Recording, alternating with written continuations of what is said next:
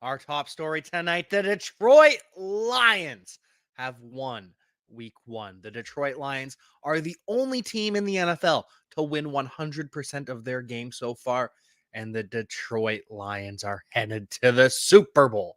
Now, I will put my Lions fandom aside a little bit as we break down this game, give you updates around the NFL, but it is just a great time to be a Detroit Lions fan. Feel free to hop on the bandwagon and join One Pride. But otherwise, we've got lots of news for you here today on Player Profiler Today.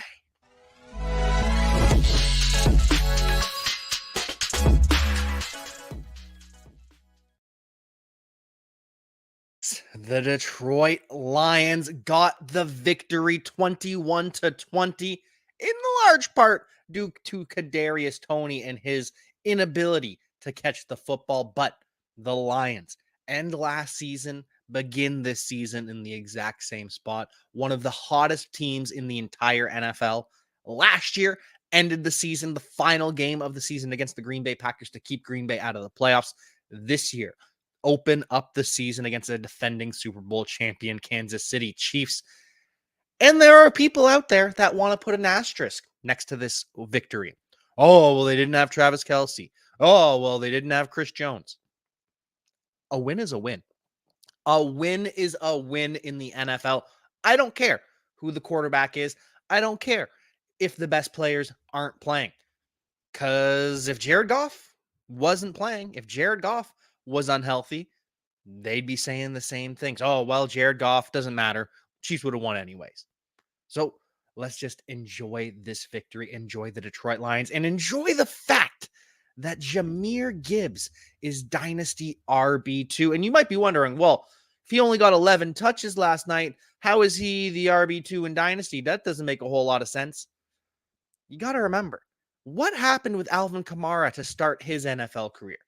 In his first game, he averaged, or in the first 4 games of Alvin Kamara, he averaged 9 touches per game. A lot of it was on the ground, fair amount as a receiver too. And over the last 4 games, Alvin Kamara jumped to 16.5 touches per game. We knew all along that David Montgomery would be playing the Jamal Williams role. No one, and I mean no one, should be surprised by the 21 carries that David Montgomery got.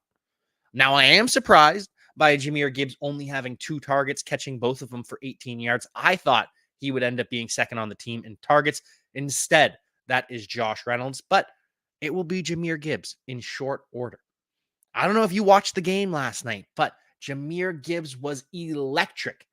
9 total touches for 60 yards. He had 7 carries for 42 yards, 6 yards a carry on the ground, plus 2 receptions for 18 yards. That's 8 yards a reception through the air.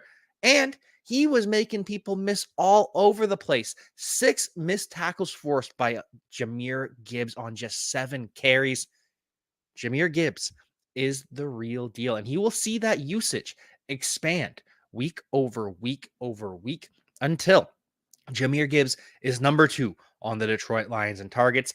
And when Jahmyr Gibbs is number 2 on the Lions in targets, that's going to put him as an RB1. That's going to make him an elite running back in fantasy football, because receiving game matters a hell of a lot more than the rushing game. The one problem with Jahmyr Gibbs is we're always going to be disappointed by the lack of touchdowns. David Montgomery, 74 yards and the rushing score. But if you were not watching the game, you did not see that Jahmyr Gibbs had a carry, broke it out to the right. He was going yard and then gets too excited, trips over his own feet. But the Lions were willing to use Jahmyr Gibbs inside the 10-yard line, and he very well could have scored a touchdown. So there is enough love in this offense to go around. We saw Jamal Williams dominate with 17 touchdowns last year. We saw DeAndre Swift get work in the red zone as well.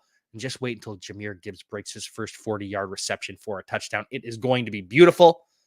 Before we get to more from this game from the Detroit Lions, though, we've got a word from the Podfather. Oh, I see it every day online, every single day. Hey, that looks like a great fantasy team in an 8-team league. Oh, wish I could be in a league with you, right? Well, guess what? Now you can respond with, sure, let's play on Bettle. That's the beauty of this platform, this new Bettle platform. standardizes all position scoring. So you just load your team and you challenge your friend, your colleague, Twitter troll, and you can browse other teams and issue challenges. Battle is revolutionizing fantasy football. And with code UNDERWORLD, you get a $100 instant deposit match plus a free $10. So even if you deposit $20, you get $50. Think about that. So go to Battle.com. The code is UNDERWORLD. Battle.com. The code is UNDERWORLD. Or click a link in the description. It's fun to be right. Hey, I know you want to win a fantasy championship. Good news. We actually have consultants that will run your team for you and get you to the finish line. Patrick Murphy and his team guarantee you a playoff spot. Here's one happy customer. I've been playing fantasy football for about 10 years now in the same league, and I'm always mediocre. I was never able to kind of break through that championship realm. And I honestly just didn't have the time or the will or the desire to put in the work that it took necessary to win. Until I met Pat Murphy. He was able to give me a draft strategy, help me with free agency, make some trades and deals for me at the deadline that were able to put me over the top. And last year I actually won my league for the first time. Big shout out to Pat. If you don't have it yet, please sign up for his subscription service because it's the best. So go to playerprofiler.com/advice and we'll take it from there. We are back with some more from the Detroit Lions versus Kansas City Chiefs. But like I said, Jahmyr Gibbs, only 2 receptions last night, caught both of his targets. That is quickly going to turn to 5 receptions, 6 receptions, 7, 8, 9 receptions for Jahmyr Gibbs in no time. But he and David Montgomery, they are both going to have their productive weeks. They're both going to get plenty of work. Jahmyr Gibbs' work is just more valuable. And his teammate, Amon-Ra St. Brown, the celebration, the sexiest celebration that we have ever seen in the NFL.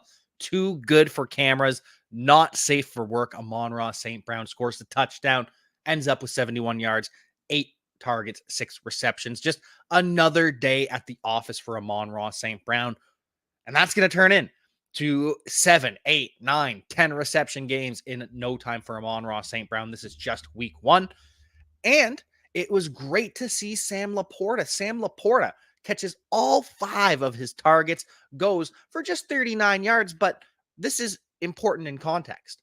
Last year, all of the rookie tight ends combined for 2 receptions. Sam LaPorta has 5 by himself.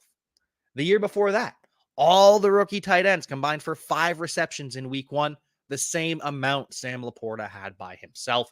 Sam LaPorta absolutely will be threatening to be tight end 1 in this class. Once he starts finding the end zone, once he starts making some people miss after the catch like he did at Iowa, Sam LaPorta is going to be a good player.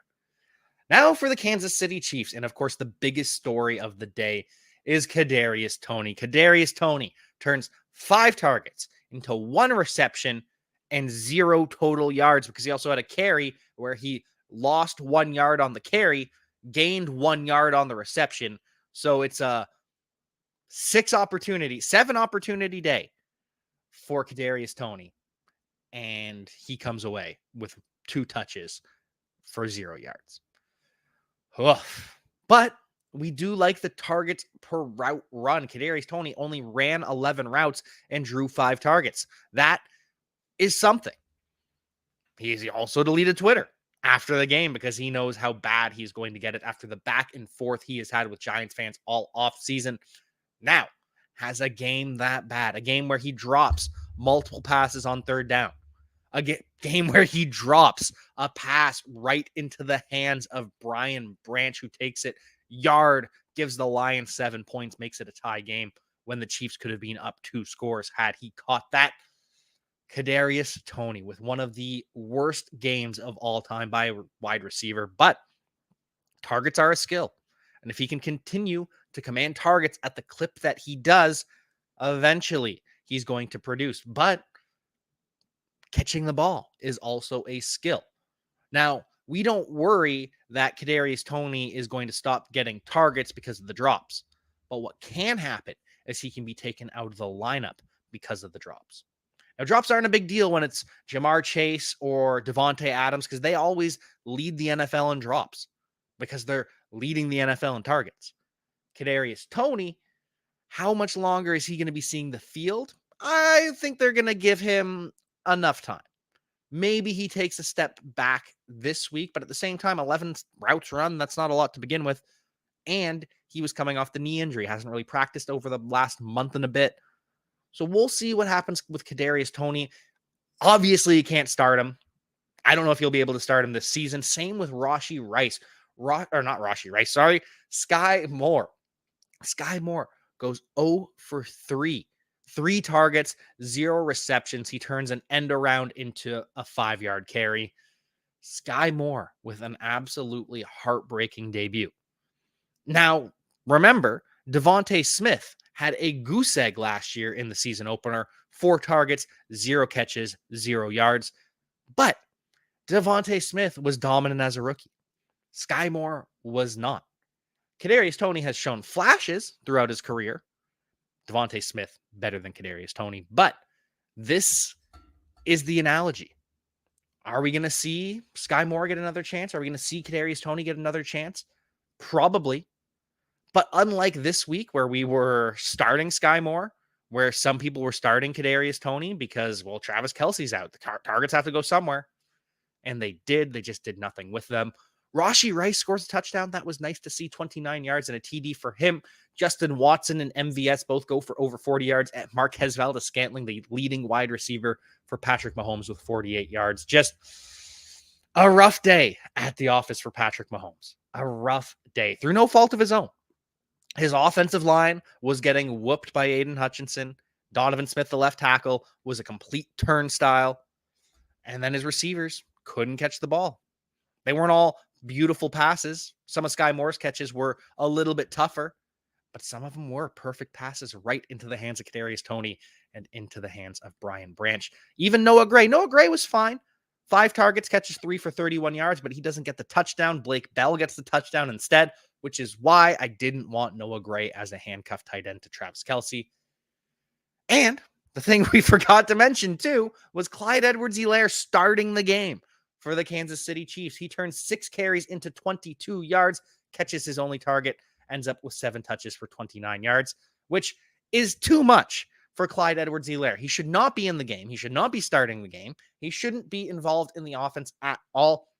Granted, Isaiah Pacheco does go down early in the game, comes back later in the game. 8 carries, 4 receptions, which is nice to see from Isaiah Pacheco. Catches all 4 of his targets for 31 yards. Ends up with 54 yards on the day.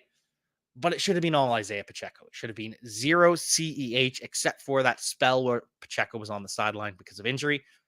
But in no world should Clyde Edwards-Helaire be starting. He proved it in the game, and hopefully the Chiefs learn from that. Jerick McKinnon looks like they're wrapping him in bubble wrap until later in the season. He gets 2 targets, catches 1 for 10 yards, and 0 carries. Just going to be that satellite back for Patrick Mahomes. So my biggest takeaway for the Kansas City Chiefs, go out and get Mike Evans because you need him. This wide receiver core is even worse than last year. Getting rid of Juju Smith-Schuster surprisingly hurt the team. And obviously Travis Kelce not being there hurts the team a lot, but Juju's better than all these guys that they've got on the field. So go out and get Mike Evans. The Buccaneers have admitted we will not be signing Mike Evans to a contract extension. So go and trade for him, Kansas City Chiefs. You need another wide receiver in this offense. You need someone to help make Patrick Mahomes' life easier. The way that Ja'Marr Chase and T. Higgins make the life easier of Joe Burrow. Joe Burrow, now the highest paid quarterback in the NFL. 5 years, $275 million. That is $35 million per year for Joe Burrow. Sorry, $55 million per year for Joe Burrow. $20 million more than Nick Bosa at $35 million per year. Highest paid quarterback, $55 million per. Nick Bosa, highest paid player. That's not a quarterback, $35 million. Record-breaking deals. But with this news, it becomes pretty apparent that T. Higgins isn't going to be getting a contract this offseason. Even though we heard reports that it was as good as done. Doesn't look like that'll be the case anymore. We were thinking maybe they wait until Joe Burrow is also agreeing to an extension, and then they sign together. But now we're hearing reports that T. Higgins and the Bengals are very far apart, and barring a miracle, T. Higgins is going to play out this season without a contract. And then next year, he's going to be hitting either free agency or the franchise tag. And Ja'Marr Chase going to be wanting to get paid next offseason as well, like Justin Jefferson. But is Justin Jefferson going to get paid this offseason? We'll keep you updated as these stories unfold. But as of now, Joe Burrow going to be a Cincinnati Bengal for a long time. $219 million guaranteed. Don't know how much longer T. Higgins is going to be a Bengal, though. I think they may move on from T. Higgins, replace him with Andre Yoshivas, bring back Tyler Boyd on a cheaper deal. I could be wrong. T. Higgins has a monster season, and they pay him what he's due, but at this point, it's looking like T. Higgins is going to be a free agent ready to cash in 2024. As for his teammate, Ja'Marr Chase is John at the Cleveland Browns, says that Cleveland is Cleveland. Sounds a lot like Juju Smith-Schuster's The Browns is the Browns, which didn't end up too well for the Pittsburgh Steelers. And it's especially interesting that the Bengals want to call out the Cleveland Browns because over their past 10 games, the Bengals have won 2 of those contests. The Browns have beat the Bengals 8 times in the last 10 games. That is not what I expected when I looked that stat up, but here we are. So Ja'Marr Chase better back it up. Of course he will. He's Ja'Marr Chase. He is elite. He will back it up. He'll be up against Denzel Ward, one of the best NFL corners that there is today. He is back from concussion protocol, so he will be playing for the Cleveland Browns. We will also see Jaylen Waddle suiting up. He is full go for the Miami Dolphins, and so is Terry McLaurin. Terry McLaurin was highly questionable heading into week 1. We thought he might miss multiple weeks after suffering a turf toe injury in the preseason contest. Instead, Terry McLaurin, full go in practice today, full go in practice yesterday, and now he's removed from the injury report. Carries no condition. Terry McLaurin is good to go. Now, obviously, he's still probably going to be a little bit hampered by this toe injury, but I'm not worried about Terry McLaurin in fantasy, especially with all the wide receivers that are going to miss this week, including Christian Watson, which breaks my heart. Christian Watson will not play this week. Christian Watson suffered a hamstring injury earlier this week and is out. Romeo Doubs, questionable, also with a hamstring injury. I believe Doubs will play, but Jaden Reed and Luke Musgrave are better than Romeo Doubs. So I am not playing Romeo Doubs in fantasy. Maybe Jaden Reed if I'm desperate, but Luke Musgrave, as I was championing yesterday or the day before, Luke Musgrave, he's going to go off this week for the Green Bay Packers. He has to. Without Christian Watson, he has to. Romeo Doubs can't carry this passing game. Jaden Reed will help him carry some of the load, but this is Luke Musgrave's passing attack, even though it's going to hurt to see Christian Watson out of the contest. Just like Cooper Kupp. Cooper Kupp still dealing with that hamstring injury. Sean McVay is once again threatening to put Cooper Kupp on injured reserve. And if they do, I just hope they do it before Sunday. Because if they put Cooper Kupp on injured reserve after Sunday, that means he's going to miss 5 games instead of just 4. Because if they place him on IR before Sunday, week 1, week 2, week 3, week 4. But if they place him on injured reserve after the game on Sunday, that's week 2, week 3, week 4, week 5 before Cooper Kupp can return. He'll be back in week 6. So I hope that Cooper Kupp is placed on injured reserve over the next 24 hours, because otherwise we're going to be without Cooper Kupp for at least 5 games, and that is not something I want to see in my fantasy lineup. Probably not going to see Kendre Miller this weekend. He is listed as questionable with a hamstring injury after not practicing at all this week. Usually, if a player doesn't practice at all, you can rule them out, especially when it's a rookie. So I'm not expecting to see Kendre Miller, not expecting to see John Mechie. He didn't practice at all this week. Also with a hamstring injury, so we're going to have to wait another week to see John Mechie make his miraculous return to the football field. Very excited for him. Not so excited for the Carolina Panthers. They're going to be without DJ Chark, who also has a hamstring injury. A lot of hamstrings across the NFL right now. Also, Adam Thielen, questionable with an ankle injury that he suffered against the Detroit Lions and aggravated earlier this week. Terrace Marshall, questionable with a back injury as well. So Jonathan Mingo is going to be asked to carry a lot more of the workload than he expected to in week 1, which means Hayden Hurst is the guy you want in the Carolina Panthers passing game. Hayden Hurst, another dart throw at tight end if you lost out on Travis Kelce. So many players available. Hope you didn't start Noah Gray. Also, looking at that's all the players that we're going to be without for sure. Hollywood Brown is questionable with a hamstring injury. I imagine the Cardinals will sit Hollywood Brown because they're tanking. Maybe they play him. Maybe they surprise me. But Hollywood, questionable hamstring. Zach Ertz, questionable knee. Both were limited in practice all week. If I had to guess, neither of them are playing because that is the Cardinals' plan for this season. Just be as bad as possible. But I do expect to see Odell Beckham. He was limited in practice yesterday with an ankle injury. Returns today. All good. 100%. He's flying around there. Just a little scare with Odell Beckham. So maybe he ends up in your starting lineup instead of Christian Watson, which is probably what's going to happen for me.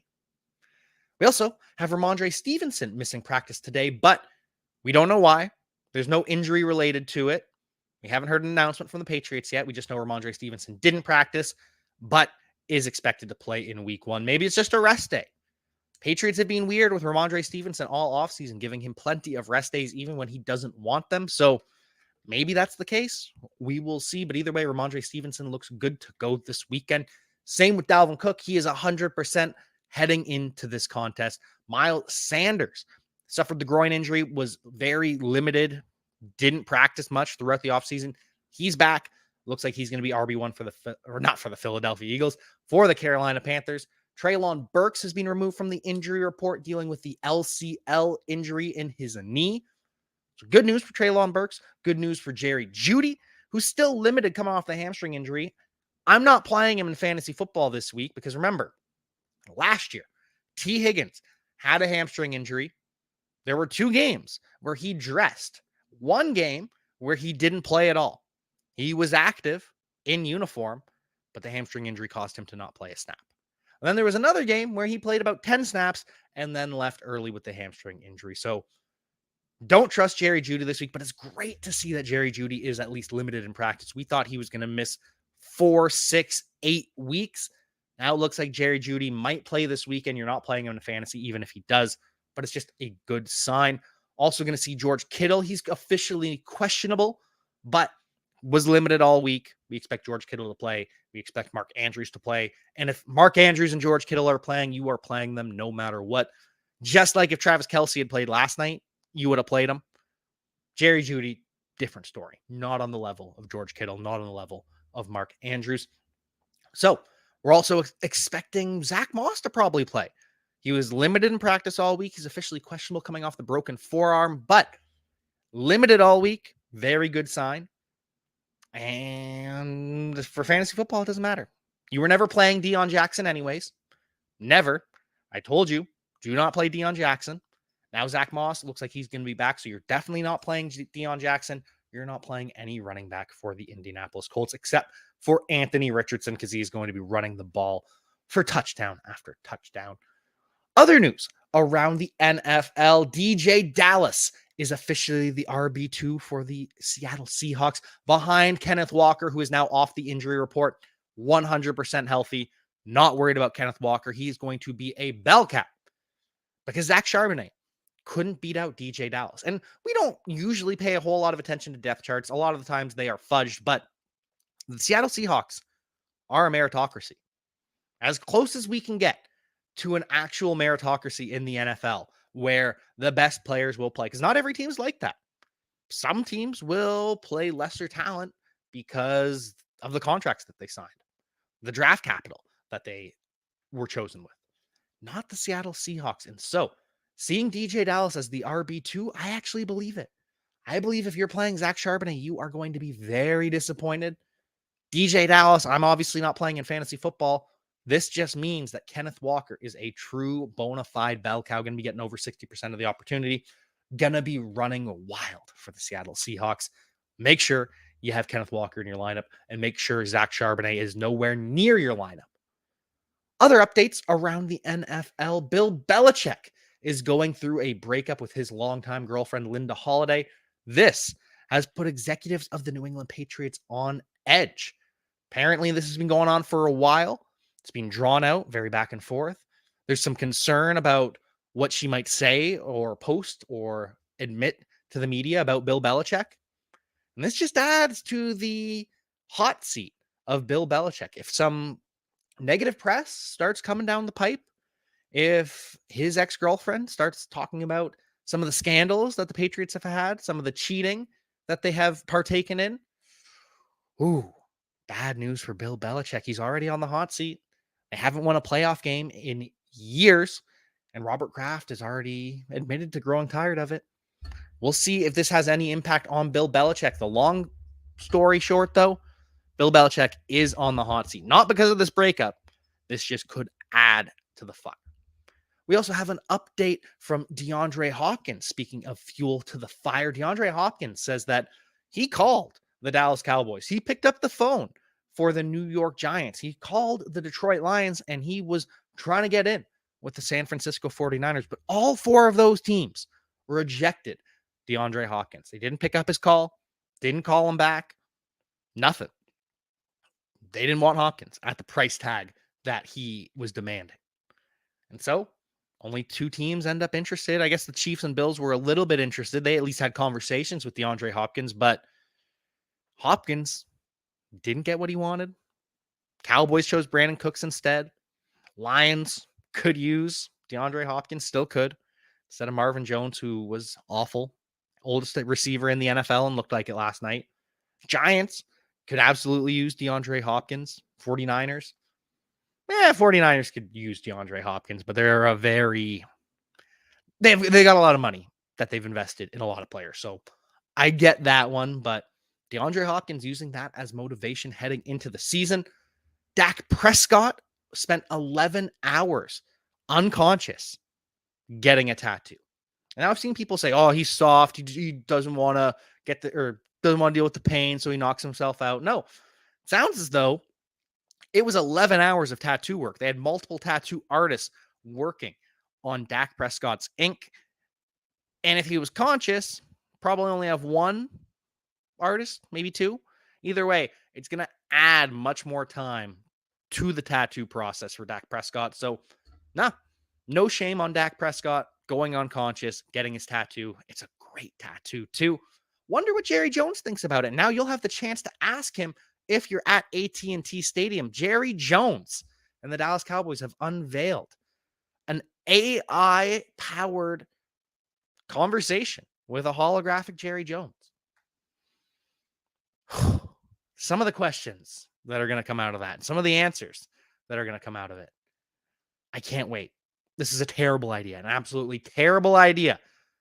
I don't know who thought to make an AI of Jerry Jones for them to chat with Jerry Jones. Terrible, terrible idea. Not a terrible idea. Aaron Rodgers Tuesday. Aaron Rodgers Tuesday is back on the Pat McAfee show this year, and he'll be appearing on Tuesday. We'll get to hear from Aaron Rodgers the day after he takes on the Buffalo Bills on Monday Night Football, an event that Aaron Rodgers is 9-0 since 2013. Aaron Rodgers has not lost since 2013 on Monday Night Football. Aaron Rodgers, Buffalo Bills. Going to be his first loss, but it's going to be a damn good game. Happy week 1 to all of you out there. Let's go win.